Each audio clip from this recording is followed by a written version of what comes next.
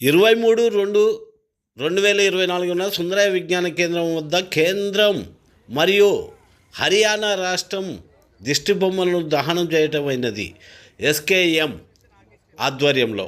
ఈ సందర్భంగా వివిధ సంఘాల ప్రతినిధులు మాట్లాడుతూ కేంద్ర ప్రభుత్వం గతంలో రైతాంగానికి ఇచ్చిన హామీలను నెరవేర్చలేదు, అందువలన ఈ ప్రభుత్వం ఉండగానే అమలు చేయించుకోవాలని రైతులు నిరసన తెలుపుతుంటే కేంద్రం మాత్రం ఈ ఉద్యమాన్ని అణచుటకే పూనుకొన్నది. అందువలన డ్రోన్ల ద్వారా బాంబులు, పొగ బాంబులు, టియర్ గ్యాసు మొదలైనవి వేసి రైతులను కాల్చి చంపుతున్నది. అందులో భాగంగానే యువ రైతు శుభకరణ్ సింగ్ను పంజాబ్ బార్డర్లో కేంద్రం, హర్యానా బీజేపీ ప్రభుత్వాలు క్రూరంగా హత్య చేసించాయి.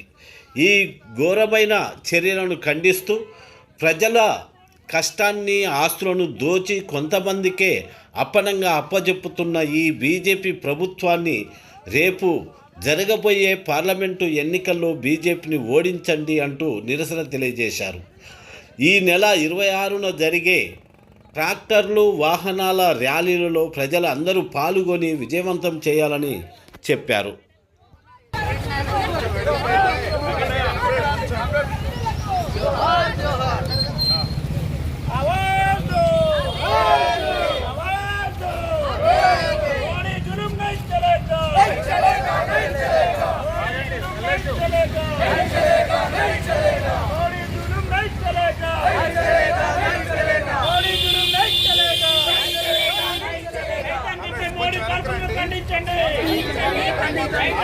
మోడీ ప్రభుత్వ కార్పులను ఖండించండి. బీజేపీ మతోన్మాద ఫాసిస్టు విధానాలకు వ్యతిరేకంగా, దేశాన్ని నమ్ముతున్న మోడీ విధానాలకు వ్యతిరేకంగా, మోడీ ప్రభుత్వ కార్పొరేట్ విధానాలకు వ్యతిరేకంగా, మోడీ ప్రభుత్వ కార్పొరేట్ విధానాలకు వ్యతిరేకంగా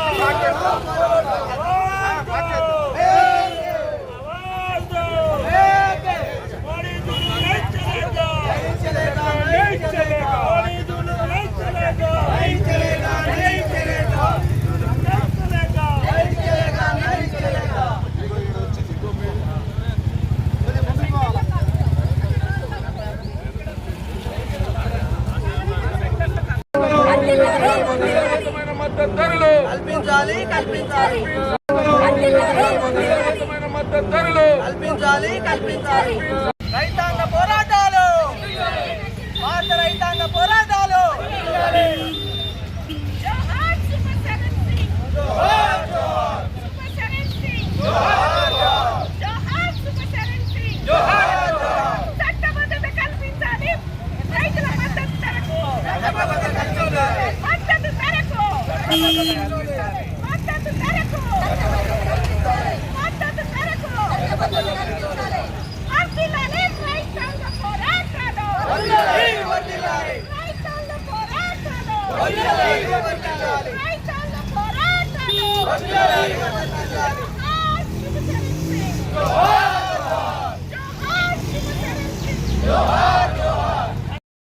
ఇచ్చిన హామీలు నెరవేర్చాలని ఈ నెల 13వ తేదీ నాడు ఢిల్లీకి శాంతియుతంగా యాత్రగా బయలుదేరినటువంటి రైతాంగం మీద కేంద్ర ప్రభుత్వం తీవ్రమైనటువంటి నిర్బంధాన్ని కొనసాగించింది.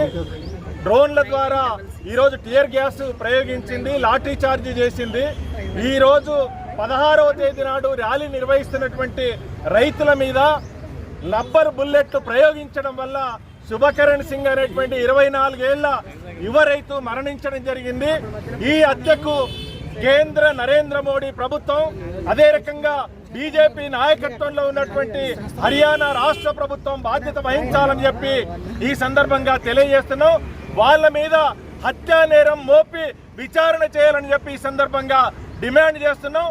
నరేంద్ర మోడీ ప్రభుత్వం రైతాంగానికి రాతపూర్వకంగా ఇచ్చినటువంటి హామీలు ఏవైతే ఉన్నావో, కనీస మద్దతు ధరల చట్టం, రుణమాఫీ, అదే రకంగా రైతుల మీద పెట్టినటువంటి అక్రమ కేసులు ఎత్తేయడం, విద్యుత్ సవరణ బిల్లును ఉపసంహరించడం, రైతాంగానికి పంటల బీమా ఏదైతుందో రైతాంగానికి ఉపయోగపడే విధంగా మార్చడం అనేటువంటి డిమాండ్ల మీద ఈరోజు శాంతియుతంగా పోరాటం కొనసాగుతుంది.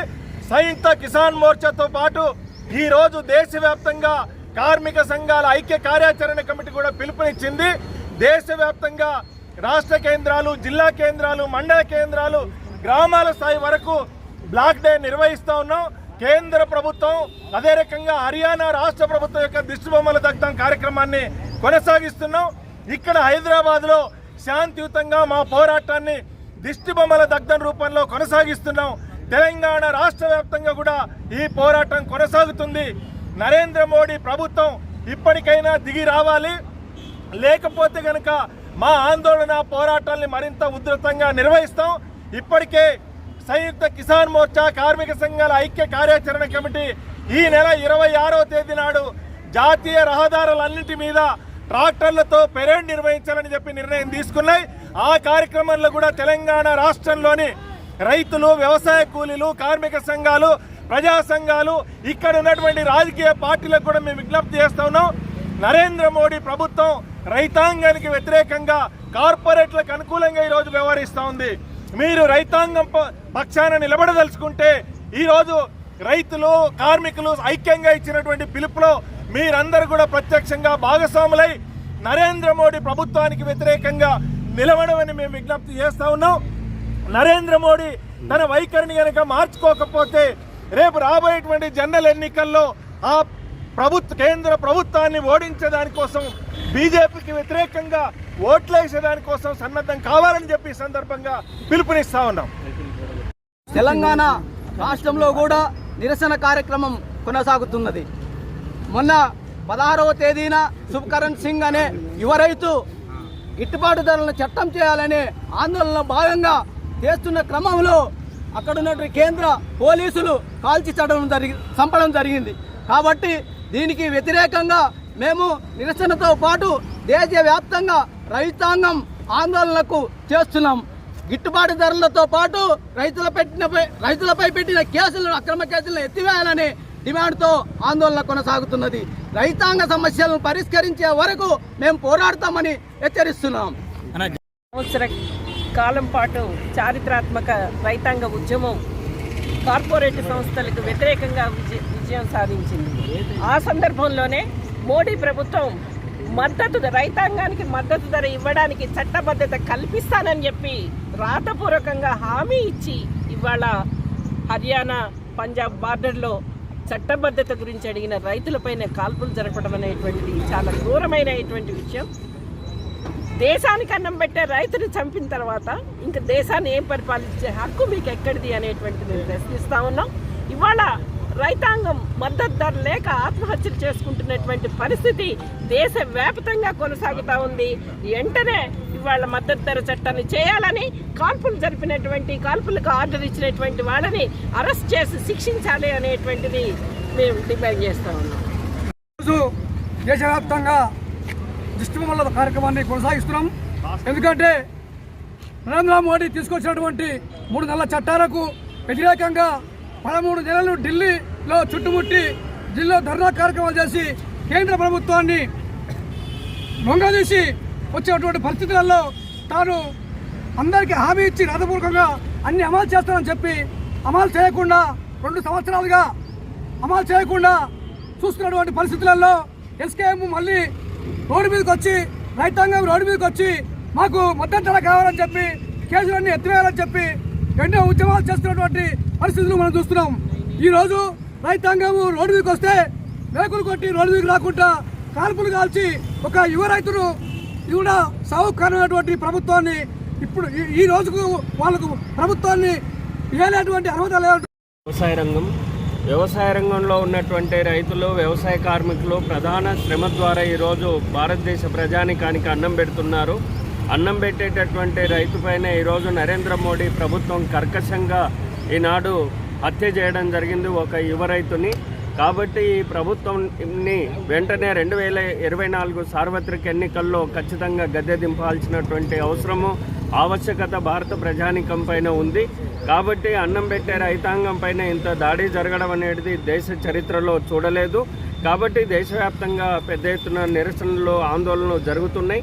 భవిష్యత్తులో మరింత పెద్ద ఎత్తున పోరాటాలు నిర్వహించాలని తెలంగాణ వ్యవసాయ కార్మిక సంఘం ఈనాడు సంయుక్త కిసాన్ మోర్చాలో అంతర్భాగంగా నిర్ణయం తీసుకోవడం జరిగింది. కాబట్టి ఈ యొక్క చర్యని ఈరోజు బ్లాక్ డేగా ప్రదర్శించడమే కాదు, మొత్తం రానున్న కాలంలో మరింత పట్టుదలతోటి ఉద్యమాలు నడిపి బీజేపీని ఓడించాలి, గద్దె దించాలని ఈ సందర్భంగా హెచ్చరిక చేస్తుంది.